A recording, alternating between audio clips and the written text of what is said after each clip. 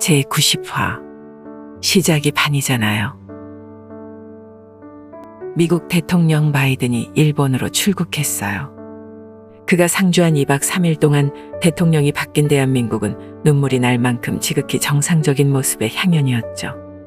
그래서 오늘은 한미 두 정상의 모습과 더불어 한국에 머무는 동안의 바이든의 모습을 통해 앞으로의 양국 간 외교에 대해 전망해 보도록 해요. 양 정상 간의 회담은 당초 예상 시간 90분보다 20분가량을 넘는 109분 동안 진행되었는데요. 김성한 국가안보실장에 따르면 두 사람의 케미가 그 이유라고 설명했습니다. 특히 소인수 회담이 길어진 배경에는 자유민주주의에 대한 공감대가 깊게 형성되었다고 전했으며 이 과정에서 바이든이 윤통이 대통령이 된 과정에 대해 질문하는 등 흥미로워했다고 덧붙였어요. 그도 그럴 것이 불과 2년 전만 하더라도 윤통이 국힘당에서 대통령 후보로 선출될 거라고 상상할 수도 없었고 당선될 거라는 건 더더욱 상상할 수 없었잖아요. 특히 검찰총장직을 맡은 당시 윤통의 체급을 키워준 것은 전임 정권의 법무부 장관 추미애 국보수와 박두겁이었고 전임 대통령인 문제사람마저 살아있는 권력도 가리지 말고 수사하라는 이빨린 소리하며 그를 임명한 것이 화근이었던 것을 이야기해주면 자세한 내막을 모르는 사람이라면 바이든이 아니라 누구라도 흥미로워할 것 같아요. 드라마를 써도 이런 드라마를 쓰기가 사실 쉽지 않잖아요.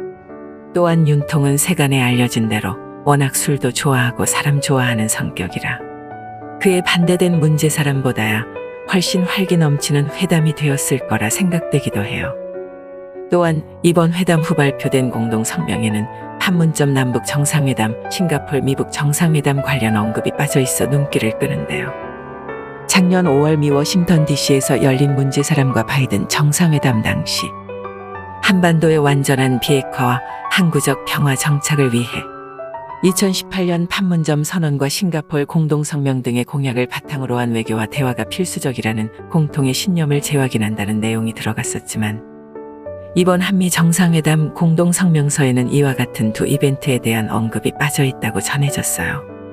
대한민국 대통령이 윤통이 되고 정권이 교체가 되면서 양국의 대북 정책의 변화를 예고하는 상징적 의미라고 해석되는데요. 우리는 싸우지 않겠습니다 하는 각서 쪼가리 하나로는 진정한 평화를 가져올 수 없다는 것을 다시 한번 새기게 돼요. 과거 문제사람은 손석희와의 대담에서 북한이 남북연락사무소를 폭파한 사건을 예로 한 남북관계에 대한 앵커의 질문에 그게 무슨 문제가 되는 거냐며 임기 내 남북 간의 군사적 충돌이 없지 않았느냐며 귀를 의심하게 하는 발언을 하기도 했는데 아니 시발아 거기 들어간 세금이 얼만데 개소리야. 절해놓고 남북긴장이 대전환되었다는 내용을 역사 교과서에 집어넣었으니 애들이 뭘 보고 배웁니까? 아이들을 위해서라도 이번 교육감 선거 조전혁 후보를 꼭 밀어주세요.